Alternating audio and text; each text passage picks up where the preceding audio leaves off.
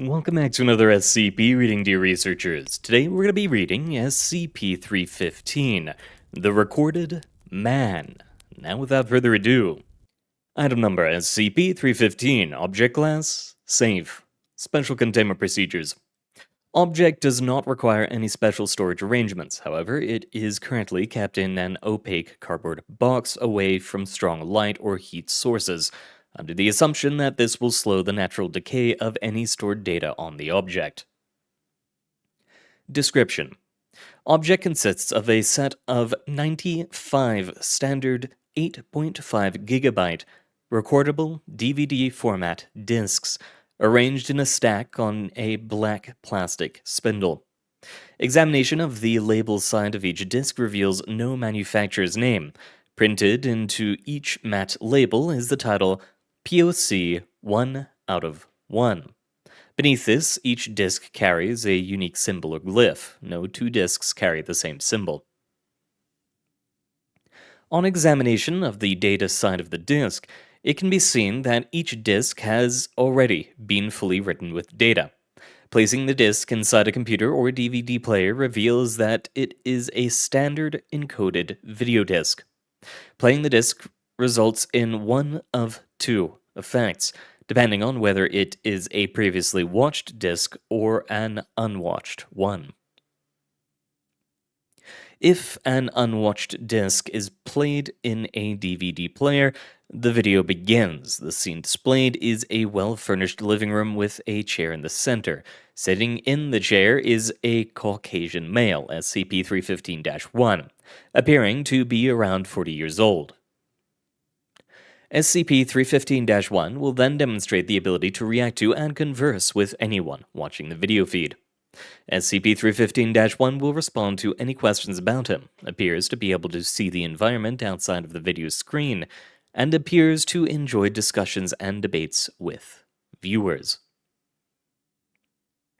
If a disk that has already been viewed is viewed again, the disk will simply repeat the footage that was seen the first time.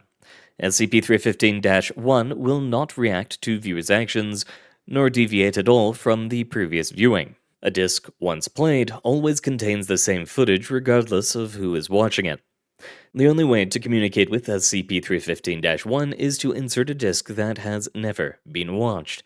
Given that there are 95 discs, each containing 3 hours of video, it follows that SCP-315-1 has an effective lifespan of 285 hours, or 11.8 days, not including footage that has already been watched. It should also be noted that SCP-315 is not the complete set of discs. 5 others are known to exist. It is known that all missing discs have already been fully viewed. SCP-315-1 is cognizant of the nature of his own existence. When questioned, he is aware that he is being displayed on a television screen or monitor, and can reliably identify the type, size, and color of the device on which he is shown. When asked about his specific nature, however, SCP-315-1 will not give a straight answer, preferring to draw the viewer into a discussion or debate. It is not clear whether SCP-315-1 is withholding information about his origin, or whether he is uncertain himself. He claims the former, stating that to tell us everything would spoil the game. He neither demonstrates nor admits to any unhappiness with his situation nor his short lifespan.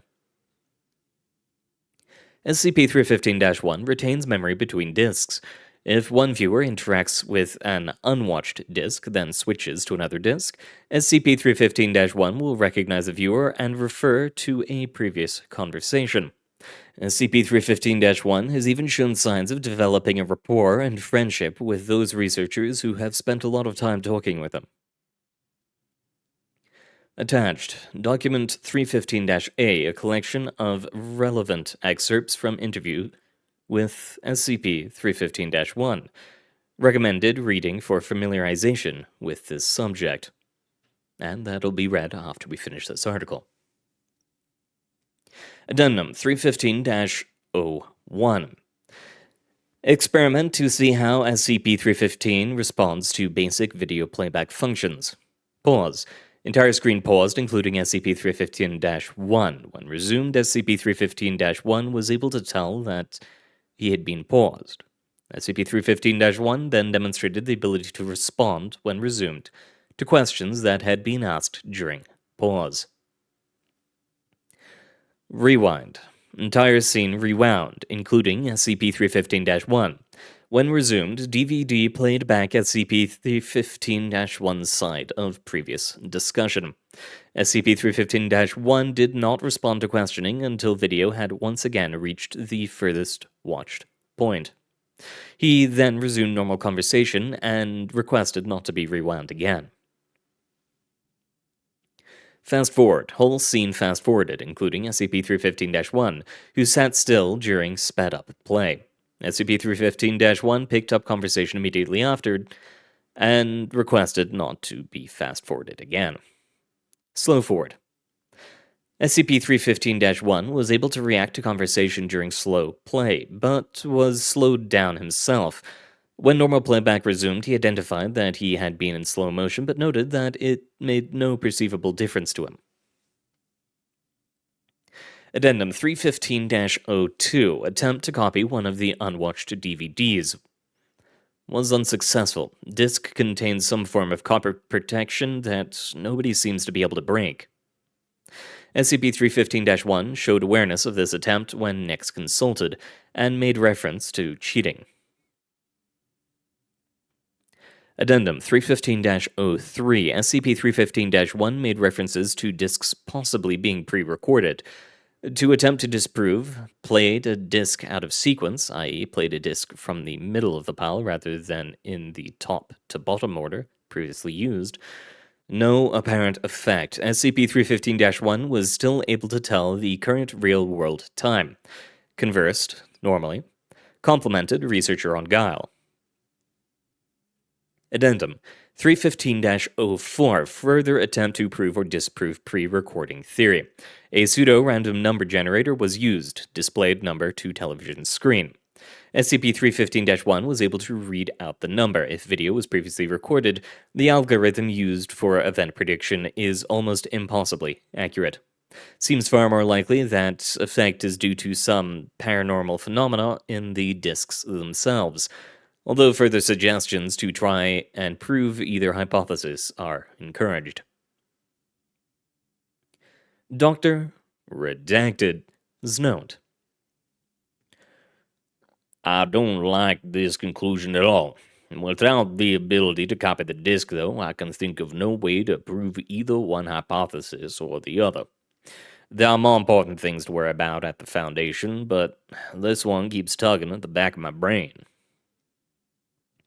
Addendum 315-05. 2 DVD players set up in separate areas. 1 randomly selected unwatched DVD placed in each player. Both discs played simultaneously to 2 separate researchers. Each instance of SCP-315-1 engaged in a separate conversation with each researcher. Both instances also showed awareness of the other's conversation, and were able to transfer a message from one researcher to another. Addendum 315-06. 2 DVD players set up in same room, played to 2 researchers sitting side by side. Dual instances of SCP-315-1 able to communicate both with researchers and with each other, creating a 4-way conversation. When asked whether they were 2 separate entities or one entity controlling both instances, the SCP-315-1s were either unable or unwilling to give an answer. Dr. Redacted's note. This is driving me up the damn wall. I'm taking myself off this project for a moment. No psych evaluation required.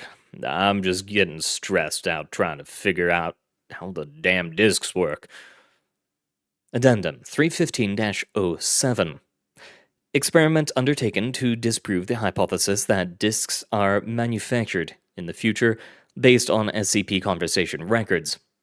An unwatched disc was placed in a player watched by Dr. Redacted and logged by researcher Redacted.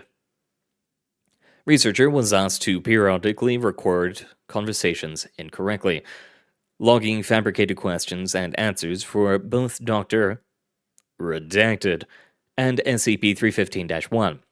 All accurate records of the conversation, including the disk itself, were subsequently expunged, and experiment participants induced to forget which parts of the record were fabricated.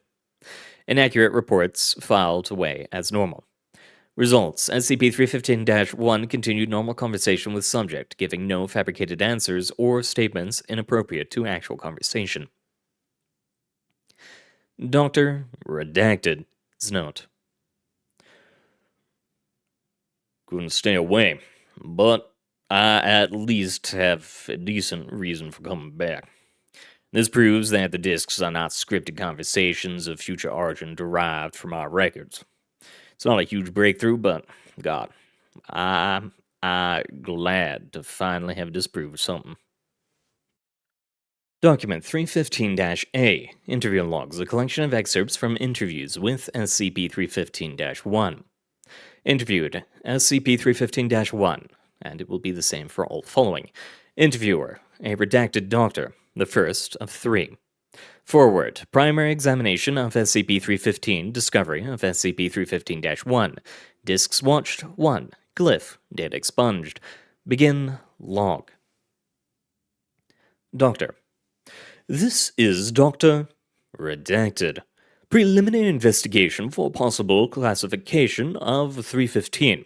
Subject looks to be just a regular stack of DVDs. I'm going to take the first one and investigate it on a detached computer. Let's get a close-up on that symbol. Can you see it? It looks like data expunged. Doctor: Oh, it's a video disc. I'll just play it. 15 seconds of silence. It's just a man sitting there. LCP: Hello. Doctor: Oh, he's talking. SCP: Yes, I am. Doctor: What?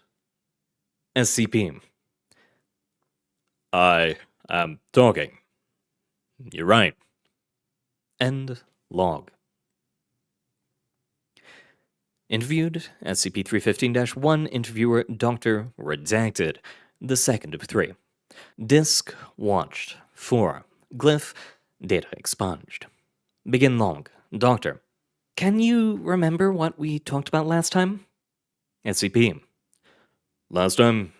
On the last disk, you mean? Doctor: That's what I meant, yes. Is that how you measure time per disk? SCP: No, not really. I measure it in minutes, same as you. Doctor: Can you tell me what the time is now? Where you are? SCP: Sure. It's Time redacted. on. Date redacted. Redacted times are consistent with actual time of interview. End log. Interviewed, SCP-315-1, interviewer, Dr. Redacted, the third of 3, and the redacted doctor from the main article. Forward, Dr. Redacted, first assigned to project, given goal of establishing a psychological profile of SCP-315-1, and to determine, if possible, its origin and nature. Disks watched, 7. Glyph, data expunged. Begin log. SCP: Well then, try coming at it from a different angle. Doctor: Like what? SCP: Well, for example, let's say that there's nothing at all paranormal or unusual about these discs. Let's say that they're ordinary DVDs with ordinary unchanging video data on them. Doctor: Well, the video data does change. SCP: Does it? Doctor: Yeah, when I talk, you know what I've said, and make a relevant answer. When we play the disc again, it's that same answer, so it's permanently changed. SCP: My point is that you can't tell it's changed if you don't know what was on it before. It could be that the disc always had that answer on it. Doctor: That's impossible. SCP. Says the Foundation employee to an SCP. Doctor. For that to work, for the discs to all be pre-recorded, you'd have to know what I was going to say and do exactly years before I did it. SCP. I suppose I would. I'd need to be a pretty decent psychic and clairvoyant, though, or have some kind of future extrapolation device. That would be improbable, but not impossible from a mathematical standpoint. Doctor. Sufficiently improbable that I'd sooner believe the impossible. SCP. Or how about this? I could be from the future. I know what you're going to say because I have the records you're making, and can respond accordingly. Doctor. That makes no sense at all. It'd be unimaginably paradoxical. SCP. Yeah, you're right, actually. The other problem, of course, is that I have very little motive to record 10 or so days worth of video just to screw with some SCP employee. Doctor. So we've made no progress whatsoever. SCP. Well, that's not entirely true. You've got some more ideas in your head about how these DVDs work. Either they're right or wrong. You have some new things to try and disprove. End log. Interviewed SCP-315-1. Interviewer Dr. Redacted. Forward. Dr. Redacted's fourth 3-hour conversation with SCP-315-1. Disk watched 11. Glyph. Data expunged. Begin log. SCP-315-1. I wonder what would happen if you were to throw one of the discs away. Doctor. You wonder? I'll bet you know exactly what happens. SCP. Maybe I do, and maybe I don't. It doesn't matter anyway. I'm just wondering how you'd react to it. Doctor. What do you mean? SCP. Well, I was just thinking about our little discussion about what these discs are. Whether I'm really a conscious entity with an unusual way of existing, or whether you were talking to an impossible tape recording. Doctor.